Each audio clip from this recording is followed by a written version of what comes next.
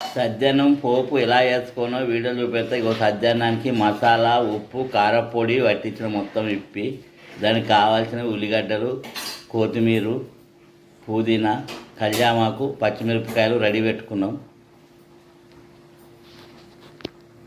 ఇలా స్టవ్ అంటు పెట్టినాం. స్టవ్ పైన గిన్నె పెట్టినాం. అందులో ఒక 2 చెంచాలు నూనె పోసుకున్నాం. 1 చెంచాడు పోపిత్తులు, కళ్యామాకు, ఉల్లిగడ్డలు, పచ్చిమిర్చి దూరగా గొలివాలి, కొత్తిమీర, మెంతి, పల్లీలు ఇలా గోలనివ్వాలి. 1/2 చెంచాడు ఇంగు, 1/2 చెంచాడు పసుపు. ముందుగానే అన్నీ కలిపి రెడీ పెట్టుకున్న సజ్జన్నం ఇందులో వేసుకోవాలి.